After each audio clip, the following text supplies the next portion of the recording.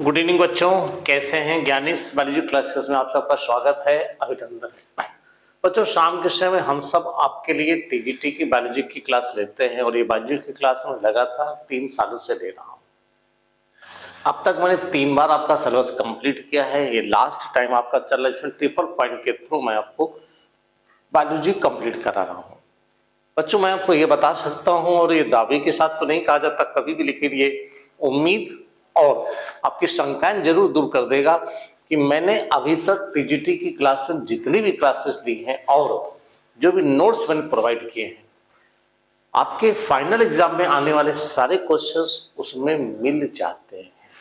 वो नोट्स और हमारी क्लास, ये दो इतने परफेक्ट हैं कि कुछ भी और कहीं भी बाहर से नहीं आता है, नहीं आएगा। एक चीज, पहली बार मैंने सिलेबस कंप्लीट किया, फिर दूसरी बार सिलेबस कंप्लीट किया और तीसरी बार मैं ट्रिपल पॉइंट के थ्रू सिलेबस कंप्लीट कर रहा हूं।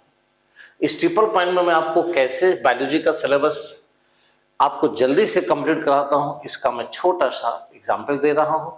इस ट्रिपल पॉइंट में 3 स्टेप है हमारे। पहला, प्रीवियस ईयर में आए हुए क्वेश्चंस को मैं कराता हूं, जिससे आपको यह पता हो कि कौन से टॉपिक से कितने क्वेश्चन किस आर्टिकल से आ रहे हैं।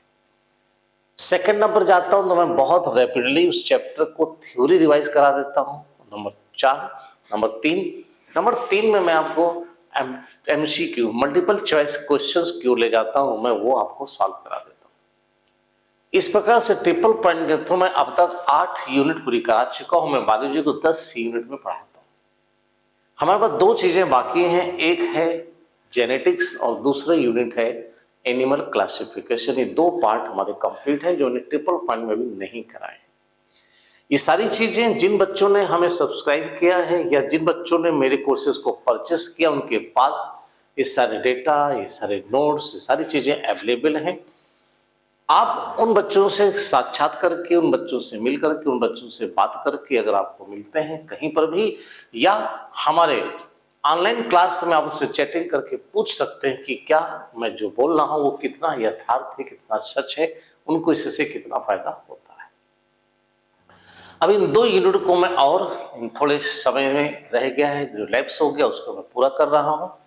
प्रेजेंट टाइम में आज मैं कुछ क्वेश्चन जेनेटिक्स के आपके सामने दे रहा हूं। आइए उनका डिस्कशन करते हैं, कैसे वो क्वेश्चन आपके सामने आ रहे हैं। पहला क्वेश्चन है मैचिंग का, जहां पर हमें इस कॉलम में, इस लिस्ट में दिए हुए पॉइंट्स को मैच करना है इनसे। जैसे पहला ऑप्शन यहां पे दे रखा है बेटा, क्या दिया है? Phenotypic analysis. आपको जानते हैं मेंडल में फिनोटाइप्स वे होते हैं जो जीनोटाइप को एक्सटर्नली, बाहर से एक्सप्रेस करते हैं। जैसे मोनोहाइब्रिड क्रॉस में फिनोटाइपिक रेशियो 3:1 आता है, डाइब्रिड क्रॉस में 9:3:1 आता है। तो आइए, ये है visible expression of the genotype. ये हो गया ए का 4 और ए का 4, तो पहला हो सकता है या दूसरा। सेकेंड पॉइंट है स्पर्मेटोजेनेसिस में मियोसिस होती है, रिडक्शन डिवीजन होता है। बी का फर्स्ट हो सकता है, बी का सेकेंड नहीं होगा, तो फर्स्ट कैंसिल हो गया, सेकेंड। अगर आप इस तरह से चाहते हैं तो आप देखिए 2 ऑप्शन के बिना देखे भी आप आंसर को टिक कर सकते हैं। या अब आइए third, C, law of segregation. Law of segregation Mendel के लॉ में एक है जो मोनोहाइब्रिड क्रॉस पर बेस्ड है और इसको purity, law of purity of gametes भी कहते हैं। और बेटा इस लॉ में कोई एक्सेप्शन नहीं, मेंडल के इस लॉ के किसी भी प्रकार की कोई अपवाद नहीं। इसमें F2 जनरेशन में रिसेसिव कैरेक्टर अपीयर हो जाता है, जो F1 जनरेशन में डोमिनेंट एलील के कारण छुप जाता है, वो भी अपीयर हो जाता है। तो रिसेसिव टाइप्स अपीयरेंस हो जाता है F2 में, सी का third. And chromosomal mapping. Chromosomal mapping का मतलब होता है कि क्रोमोसोम पर उपस्थित जीन्स के बीच की दूरी को बताना क्रॉसिंग ओवर के रिस्पेक्ट में। तो indexing the gene loci 5, answer will be the second. चलिए नेक्स्ट क्वेश्चन हमारे सामने है। एक डिप्लॉयड ऑर्गेनिज्म है, diploid system is gene located on the chromosome region between the centromere and the first chiasma. ये क्रोमोसोम है बेटा, इनके बीच ये कियास्मा पड़ा हुआ है, ये सेंट्रोमियर मैंने मान लिया बेटा। जीन हमारा यहां पर लोकेटेड है, ये पोजीशन जीन की पाई जाती है। At meiosis first exhibit the type of phenomena, माने कि इसमें क्या होता है, इनमें बेटा इसका एक ही पार्टनर नॉन डिसजंक्शन, यानी क्रोमोसोम में ये दोनों अलग नहीं हो रहे हैं। जब अलग नहीं होते उनको क्या नाम देते हैं, नॉन डिसजंक्शन के नाम से जाना जाता है। गार्डन पी में 14 क्रोमोसोम है, यानी कि 7 जोड़ी क्रोमोसोम है, 14 क्रोमोसोम है in each its body cell. The number of linkage group, linkage group किसे कहते हैं बेटा, एक क्रोमोसोम में पाए जाने वाले सारे जीन्स एक लिंकेज ग्रुप बनाते हैं। एक क्रोमोसोम में पाए जाने वाले सारे जीन एक लिंकेज ग्रुप बनाते हैं। यहां पर बेटा 7 जोड़ी क्रोमोसोम है, 7 लिंकेज ग्रुप होंगे। That will be the answer होगा बेटा सेकंड। तो लिंकेज ग्रुप हो जाएंगे कितने बेटा, 7। aqueous solution, in aqueous solution the acridine molecules bind to DNA by inserting themselves between adjacent base pair, the process is called, बहुत अच्छा सा क्वेश्चन है। एक्रिडीन जानते हैं क्या है, केमिकल है और ये म्यूटाजेंस हैं, ये म्यूटेशन कॉज करते हैं बच्चों। तो क्वेश्चन है एक्वस सॉल्यूशन में एक्रिडीन मॉलिक्यूल डीएनए में इंसर्ट करते हैं और एडजस्ट करते हैं बिटवीन 2 बेस पेयर, यानी कि डीएनए में बेटा ये है बेस पेयर जो हाइड्रोजन बॉन्ड से जुड़े हुए हैं, ये बेस पेयर जो हाइड्रोजन बॉन्ड से जुड़े हुए हैं, ये बेस पेयर जो हाइड्रोजन बॉन्ड से जुड़े हुए हैं और ये इनके बीच आ जाते हैं।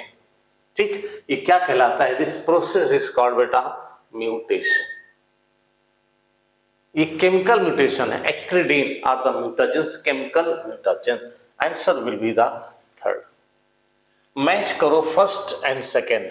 Discovery and scientist, breaking of genetic locus, यानी कि genetic code, genetic code triplet होते हैं जिसमें कई डिसिप्लिन से साइंटिस्ट आए। वो साइंटिस्ट जॉर्ज गैमो थे जो फिजिसिस्ट थे, जिन्होंने जेनेटिक कोड में बेस के कॉम्बिनेशन की बात कही। वो साइंटिस्ट खुराना थे, हरगोविंद खुराना, जिन्होंने बेटा जो केमिस्ट थे, ऑर्गेनिक केमिस्ट थे, इन्होंने होमोपॉलीमर और कोपॉलीमर के थ्रू डीएनए में present base genetic code triplet होते हैं प्रूव किया। और नीरबर्ग थे जिन्होंने सेल फ्री सिस्टम पर काम किया। तो ये क्वेश्चन बनता है Nirenberg and hybridization in the methyl, Nirenberg and methyl का। ठीक, तो ए का बेटा हो जाएगा थर्ड, ए इज थर्ड यहां पर है और कहीं नहीं है। Synthesis of artificial gene Khorana बताया, चौथा है बेटा दिल fourth. DNA and DNA RNA ये हाइब्रिडेशन किया इन C2 में बेटा, ये यहां पर होना चाहिए था, है ना। ये पॉइंट थोड़ा सा गड़बड़ हो गया है, ये किसने किया, पाराडियो एंड गॉल ने किया। Answer will be the first. And फिर phenomena of transduction by Zinder and Lederberg, ये answer will be the second, third. तो ये क्वेश्चंस बेटा आराम से मिल जाते हैं, मैचिंग टाइप क्वेश्चंस आपको आ जाते हैं। चलिए नेक्स्ट क्वेश्चन पर पहुंचता हूं हम लोग।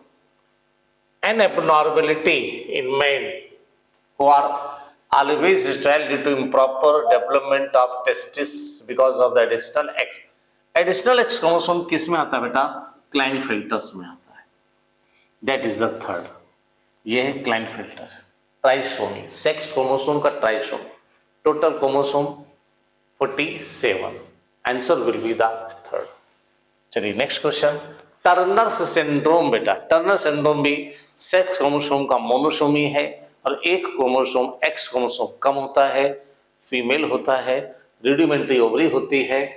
ठीक, अफेक्टेड इंडिविजुअल में फीमेल में है रूडिमेंट्री सेक्स ऑर्गन्स हैं, मेमोरी ग्लैंड है और ये बेटा होता है 1X क्रोमोसोम इसमें रहता है।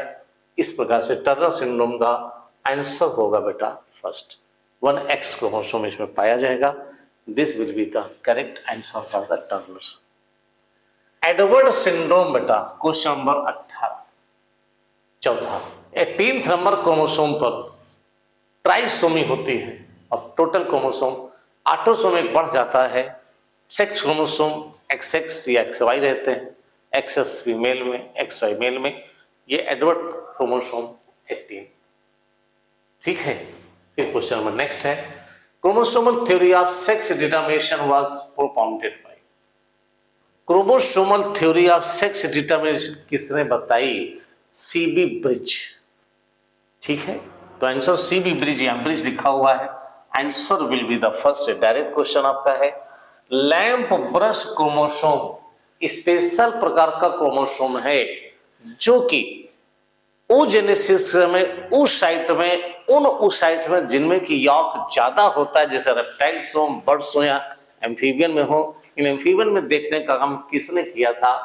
तो क्वेश्चन आ जाता है यहाँ पर, आंसर बता जाएगा बेटा, ये एम्फीबियंस की oocytes में पाया जाता है। Lampbrush chromosome present in the amphibians oocyte। Answer will be the third. एक दूसरा क्वेश्चन, क्रोमोसोम पॉलीटिन क्रोमोसोम्स होता है ना, जो सेलिवरी ग्लैंड्स ऑफ डिप्टेरियंस में प्रेजेंट होता है। Through एमिनोसेंटेसिस fetal cells can be cultured and tested for the detecting various diseases of fetus। Amniocentesis में एम्ब्रियोनिक कंडीशन में एमनियोटिक फ्लूइड को निकालकर उसकी सेल्स को आइडेंटिफाई करके सेक्स को डिटरमाइन करना क्या कहलाता है? एमनियोसेंटेसिस कहलाता है।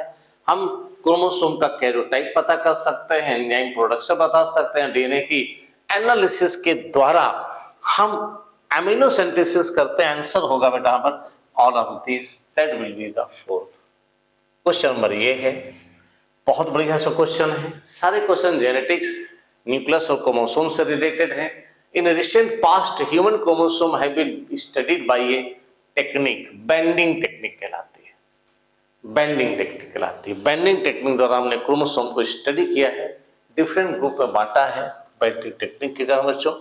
The chromosomes as the thread-like structure in the nucleus was first described by। Nucleus में क्रोमोसोम में थ्रेड लाइक स्ट्रक्चर होता है, इसको डिस्क्राइब करने वाले पहले साइंटिस्ट कौन थे? बेटा स्ट्रासबर्गर। ये इस प्रकार से क्रोमोसोम में, न्यूक्लियस में थ्रेड लाइक स्ट्रक्चर क्रोमोसोम, ये हुआ स्ट्रासबर्गर। ये जेनेटिक्स के थोड़े से क्वेश्चंस थे जो आपके सामने मैंने बताए। मैं फिर से कह रहा हूँ, ट्रिपल पॉइंट के थ्रू में टीजीटी की सारी क्लासेस ले रहा हूँ। किसी भी एक चीज को, किसी भी एक चैप्टर को 3 प्रकार से मैं आपके सामने दे रहा हूं। बच्चों ट्रिपल पॉइंट का कॉन्सेप्ट बहुत बढ़िया है, बहुत अच्छा है। आप सभी लोग ज्ञानेश बायोलॉजी क्लासेस के इस यूट्यूब चैनल को लाइक करें, सब्सक्राइब करें और बेल आइकन दबाना बिल्कुल भी ना भूलें। आप सभी को टीजीटी के आने वाले एग्जाम के लिए बहुत हेल्पफुल रहेंगे हमारे क्वेश्चंस, हमारी क्लासेस। आप हमारे यहाँ इन सारी चीजों के रेगुलर क्लासेस हमारे यहाँ ले सकते हैं आप, और साथ ही साथ आपको पूरे नोट्स, प्रॉपर नोट्स आपको मिलते हैं। तो हमारे इस चैनल को लगातार याद करते रहिए, देखते रहिए, चैनल को सब्सक्राइब कीजिए, लाइक कीजिए। Thank you.